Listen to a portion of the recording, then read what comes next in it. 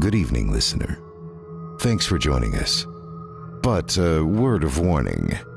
If you're looking for fairy tales and bedtime stories, you've come to the wrong place. But if you enjoy it when your blood runs cold, if the feeling of being followed and watched makes you feel alive, well then, come on in, turn on all your lights, get cozy, and settle in as master storyteller Otis Gyrie weaves tales of terror for your entertainment. But there's still time if you'd like to turn back. Ah, still here. Good. Who needs sleep anyway? You're listening to Horror Story Time. Please welcome your host and the star of this series, master storyteller Otis Gyrie.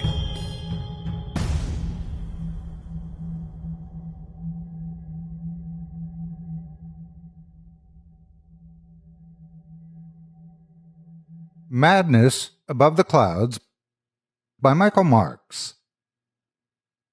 The plane shook and dipped slightly, my fingers gripping the armrest so hard I could feel my nails sticking into the fake leather. A soft ding sound filled the cabinet as the seatbelt lights came on overhead. I hadn't taken mine off since we boarded, light or no light. "Nervous flyer, eh?" said the man next to me, a portly gentleman with thinning gray hair and a disheveled business suit. "How can you tell?" I asked him, sarcastically and with a timid smile. "Well, you're sweating bullets white as a ghost and gripping that armrest like someone's going to try to rip you off it." "Yeah, I'm not great at the whole flying thing." He clapped me on the shoulder. It wasn't really okay with strangers invading my personal space, but let it go. I had to spend another 4 hours next to this man, after all. "You're not alone, my friend," he laughed and held up his hand, exposing his fingernails. They'd been chewed to nubs. "My nervous habit is chewing my nails. Every flight I wear them down to nothing." I smiled and nodded, doing my best to look friendly.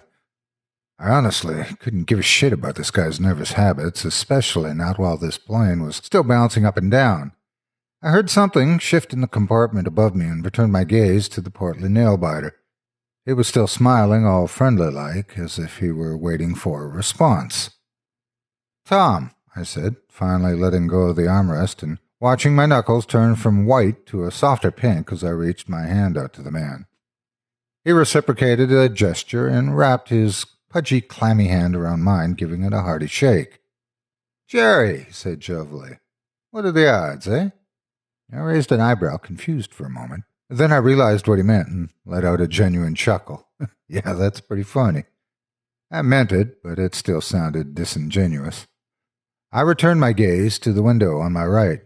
I pondered for a second why I always chose the window seat on planes when I was terrified to my core of flying. I always regretted it. Still, the shade stayed up the whole flight.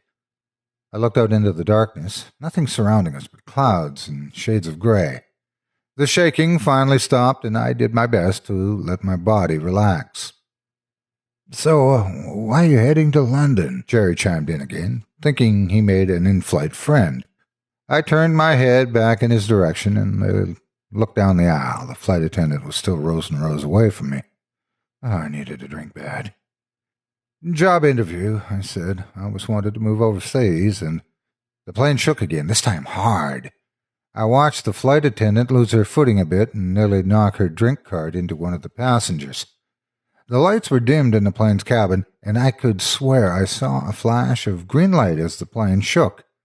I turned my head to look out the window again and saw nothing. "Just a bit of a chop," I heard Jerry say next to me. I wasn't sure if he was reassuring me or himself. Suddenly, the intercom cracked to life. "Hi, folks, this is your captain speaking. We've hit some pretty heavy turbulence here, so we'd like to ask everyone to stay in their seats with their seatbelts fastened, and we'll try to break through this as quick as we can for you." My hands returned to the armrests, and I watched Jerry sink his teeth into his thumbnail. The intercom came on again. "All flight attendants to their seats, please." I watched as the flight attendants did their best to calmly walk to their seats in the forward and back cabin sections and buckle up. None of them looked nervous, though, so I did my best to try not to panic. The plane continued to shake. The dim overhead lights briefly flickered as the plane took a dip that made my heart fly up into my throat. "Just a little chop," I heard Jerry repeat, now convinced that he was certainly talking to himself. I thought to myself how much I would have preferred not to have a fellow flying phobic person sitting next to me in that moment. I moved my attention from him back to the window. Neither was a good option, but I really couldn't watch Jerry freak out right now. As I stared out into the dim, moonlit sky, I saw something. Only a brief glimpse, but whatever it was massive and drenched in shadow. I only caught the tail end of it before it dipped below the clouds again and out of my sight. I pressed my face up against the window, hoping I could catch it again, but it was gone. Suddenly the plane rocked again. This time it was even harder. The cabin lights went off for a full 5 seconds as the plane shook more violently than it had yet. I heard a woman scream, a baby cry. A flight attendant called out asking everyone to remain calm.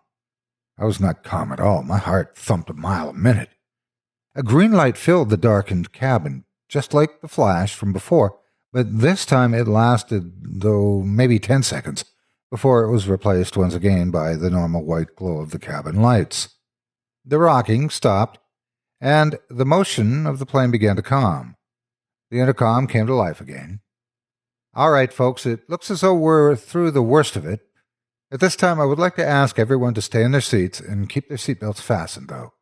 Flight attendants will come by and check on everyone and take your drink orders in just a few moments." I heard Jerry let out a huge wheeze next to me. Perhaps it was supposed to be a sigh of relief, but I really couldn't tell. "Oh, crap," Jerry said, getting my attention finally. He was sucking on his thumb like he was trying to save the last few precious drops of barbecue sauce from a particularly good rack of ribs. "What?" I asked with a curious tone over a concerned one. "I bit my finger. I guess I chewed down too far, drew blood." I thanked whatever God existed for keeping him from taking the thumb from his mouth and showing me. That was not a sight I wanted to see. I turned my head back toward the window. The air outside had gotten a green tint. Something barely noticeable, but if you looked hard enough, it was there. "Yeah, you gotta be careful about that," I said to Jerry via the window. The massive black shape had returned. I could see it just below the surface of the clouds, not visible enough to tell what it was. My mind tried to reconcile it was something I understood. A blimp? Well, not this fucking high, at least I don't think so. Whatever it was bigger than a 747 by a long shot and flying just below us. "What are you staring at?" I heard Jerry ask from behind me. "I'm not sure." My voice was quiet and trailed off at the end of my sentence. I turned away from the window and back to Jerry, who was looking at me with wild, panicked eyes. "You're not sure?" His voice was a couple of octaves higher on the word sure. "What do you mean you're not sure?" "There's something." I trailed off as I stared back out the window, looking for a sign of the shadow. It appeared to have dipped back below the clouds again. Never mind. It's probably just my eyes playing tricks on me." "Nerves," he said again, putting his bleeding thumbnail back in his mouth. "Just a bad case of the—" A scream broke the quiet of the cabin and cut off Jerry at the end of his "though." Without removing my seatbelt, I strained upward to try and catch sight of what was happening. Jerry was the same, and I could see just about every passenger in my row trying to catch a glimpse of what was going on. I heard thrashing about 5 or 6 aisles ahead of me, and then saw a man spill out into the aisle, gripping a blonde girl by the hair. He was screaming at her, but I couldn't make out the words. Several other men got up and tried to restrain him. He fought hard against them, too. I saw one take an elbow to the face, another a kick to the knee. I nearly removed my seatbelt, but before I had a chance, the plane rocked hard again. All the people standing in the aisle lost their footing and fell slamming into the seats. I could hear the flight attendants calling the captain and telling everyone to return to their seats and put their seatbelts back on. The plane continued shaking, and I heard someone behind me let out another scream. I attempted to crane my neck backwards, but on my way caught sight of Jerry. He had resumed the campaign to rid himself of the skin on his thumb. He seemingly didn't care any longer, and blood streaked his lips and stained his teeth. "Just a bad case of the nerves," he said. I dropped back into my seat, listening to the commotion break out in front of me and behind me. I heard screaming, mumbling. A baby started crying somewhere. The plane continued to dip and shake, and despite my curiosity as to what may be happening around me, fear rooted me to my seat. The lights flickered off again, leaving the plane dark for what felt like forever. The intercom fired up again, and the familiar voice of the captain filled the air, clearly audible despite panicked loud voices all around me. "Attention, folks, it looks like things are getting worse up here. I would ask that everyone remain in their seats and keep their seatbelts on to avoid any accidents. I would also ask that someone please, for the love of God, shut that fucking baby up." That last part, he said it like he would make any other announcement, calm and collected. I felt my chest tighten when I heard it. Something was very, very wrong. Jerry's mouth was caked in his blood now, most of the tip of his thumb mangled by his own teeth. He kept repeating the same phrase over and over again. "Just a bad case of the nerves." The baby continued screaming somewhere off to my left. I sympathized. I wanted to scream myself. The blonde girl rushed past me down the aisle and toward the bathroom. She was crying her eyes out. One of the flight attendants attempted to stop her, but she flew past and locked the door behind her. It seemed as if the other brawlers had returned to their seats, the instigator violently thrashing against his seatbelt. I was unsure if someone else had strapped him in or not. I hadn't been looking. The cabin lights were flickering on now rather than off. It seemed the cabin was filled with darkness. People would occasionally shout across the aisles to other people or at the flight attendants, nasty slurs that seemed to come out of nowhere. "Motherfucker! You stupid bitch, I'll fucking kill you. Shut that goddamn baby up already. I should toss you out of the emergency exit, you sodding cunt." Other people just mumbled to themselves, repeating mantras like poor Jerry, his formerly friendly disposition replaced by a blank stare, fixated on the seat in front of him. The plane continued its dance in the sky, shaking like a whore in church. I stared out the window again. The shadows were back, more brazen about their trips above the clouds. There were 3 I could see, but still not make out clearly in the darkness. I strained my eyes, staring at them. They seemed to be writhing shapes of darkness, unable to be touched by the moonlight, and I could have sworn that I saw wings. They dipped below the clouds again and out of my sight. I kept my face pressed against the glass. I was unsure if the actions of my fellow passengers were more or less unsettling than the idea that we were not alone in the sky. When I did finally return my attention to what was going on around me, convinced that the shadows were gone, I noticed the flight attendants had given up their meager attempts to control the passengers or keep them calm. I could only see one from where I was sitting, and she was sitting in one of the empty seats across the aisle from me. She was mumbling to herself in some nonsense language. Hearing it out loud made my blood run cold. People were losing their minds, and the whole plane was going insane. The intercom, again the sound of it crackling to life, made me feel sick and filled me with terror. "Attention, passengers, we're not going to be okay. We're not going to make it. So fragile we are. Nothing in the face of the gods." The captain's words were unsettling enough, but the way he sounded, his voice was too low, like he was winding down a dying watch. "You may as well give up. Just tear each other apart for all I care. Just tear. Just eat each other." His voice robotic, droning, and hopeless. As the intercom clicked off, the panic and insanity that erupted around me was nothing short of chaos. It was as if this was all lying just beneath the surface of most of the passengers, and they were just waiting the go-ahead to start brutalizing each other. The screams still ring in my ears. It was the sound of death, reaping dozens of people at once. I shrank in my seat, hiding behind Jerry as best as I could. He still sat blankly, staring at the seat back in front of him, repeating the same words with blood dripping down his chin, the bone at the tip of his thumb exposed. Just a bad case of the nerves. In the distance, the screaming baby was finally silenced. An eruption of laughter came forth, like a wave, followed by more screams. I heard more muttering in gibberish, like some alien language I could barely recognize as speech, followed by more screams of terror. I saw a few people, like me, some trying to run for the restrooms to lock themselves in, others shrinking in their seats in an attempt to avoid the madness. I watched as the flight attendant across from me was tackled in the aisle right next to me. She reached out her hand, her eyes begging me for help, as she was pinned down by an aging Japanese businessman. He sunk nicotine-stained teeth into her throat, cutting off her screams, and tore loose as much flesh as he could fit in his mouth. They were literally eating each other. Another flash of green filled the cabin. The plane struck turbulence again. Some people screamed in absolute terror. Others cheered. I wasn't sure in that moment if the insane were praying that this plane would go down in the ocean, or the sane were.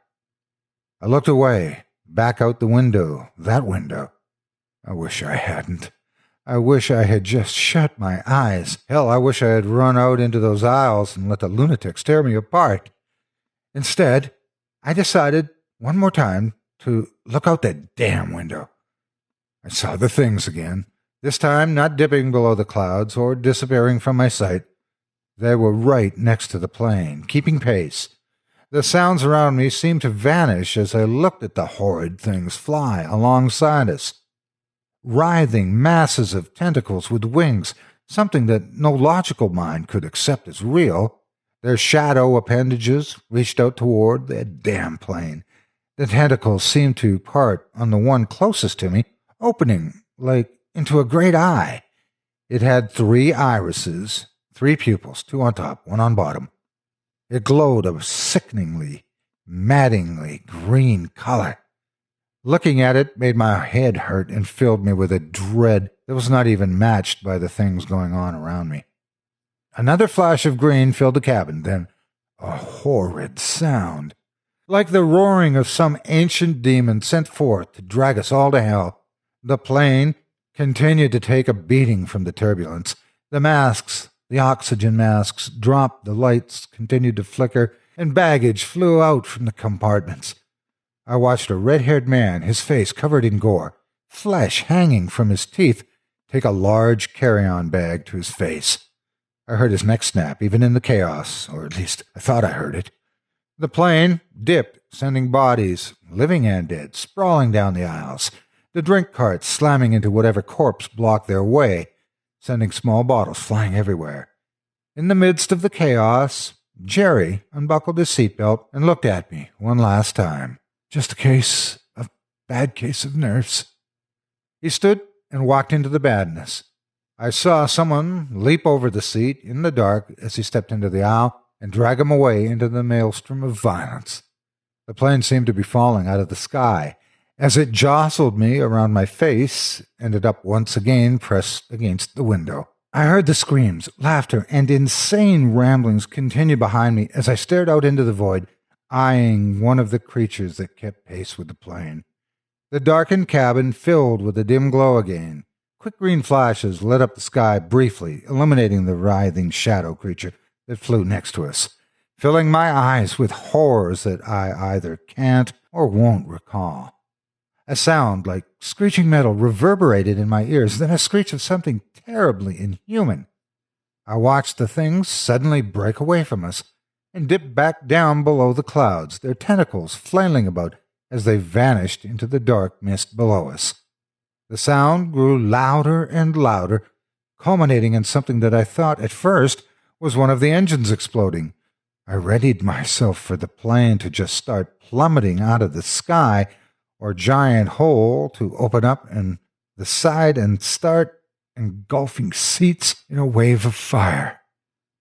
Instead, the insanity that had filled the cabin for what felt like hours ended even more abruptly than it had started. The gibbering, mad speaking, the screams of pure lunacy, the laughter of people going mad, all gone. Replacing them were calls for help, screams of terror, and people sobbing uncontrollably. Even the plane itself seemed to be loosed from the grip of whatever had taken hold of us. Starting to right itself, the cabin shook, but no more than you would expect from normal turbulence. I heard the intercom come to life once more. This time I could barely make out what was being said of the sounds of other passengers screaming for help or out in vain. It wasn't the voice of the captain anymore, though, and I shuddered to think of what happened to him. I guessed the co-pilot had taken over the flight. He talked about getting us on the ground as soon as possible. He talked about tending to the wounded. He asked the flight attendants to sound us so he could know how much of his crew was alive or uninjured. I was frozen, catatonic.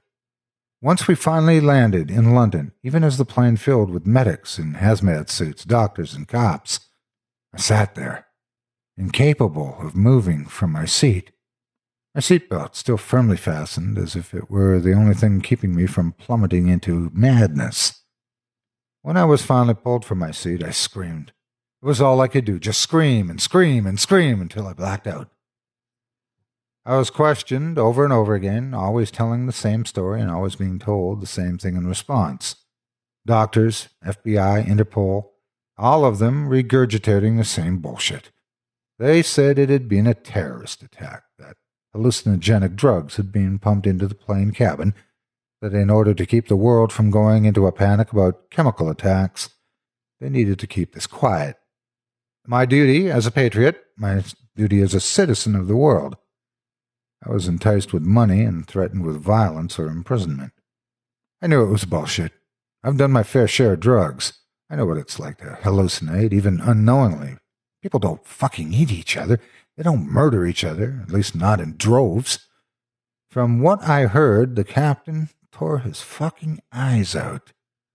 Then there was the way it abruptly ended. So abrupt. If the bullshit line they were feeding me was true, it wouldn't have ended like that. The plane would have crashed. It would have ended up in the ocean, all passengers lost. They kept it quiet, though. Honestly, I just don't care anymore. I don't care about the payoffs or my duty as a patriot. I just want the nightmares to end. I don't want to hear the screams anymore. I want to sleep. Dear God, I want to sleep so badly. First, I need to tell you, though, I need people to know. There is something out there. Something above the clouds. I don't know what it is. My brain can hardly handle the memory of it even, and my words do no justice to the horror I witnessed. Before I leave this world, though, leave it at the end of a rope, I need to warn others. Watch the skies, and if you're flying, I wish you the best of luck.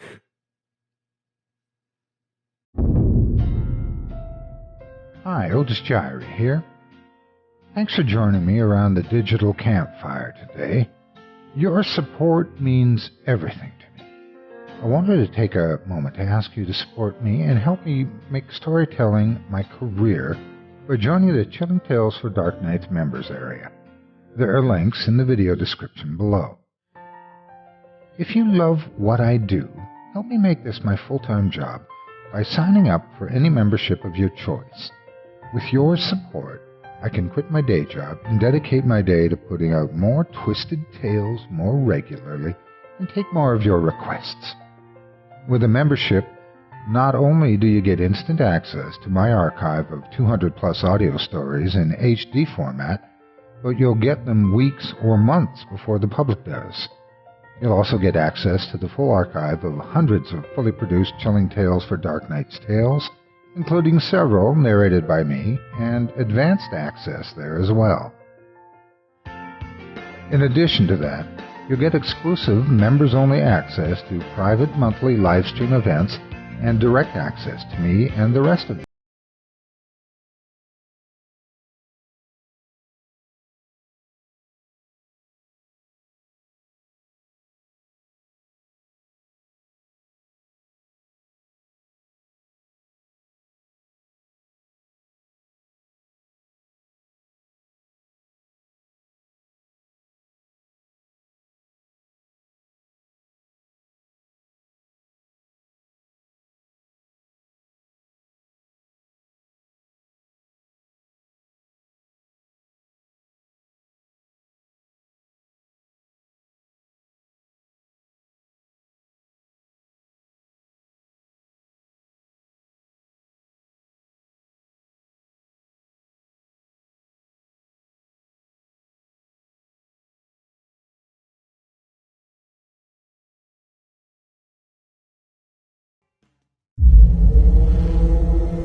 tales for dark nights.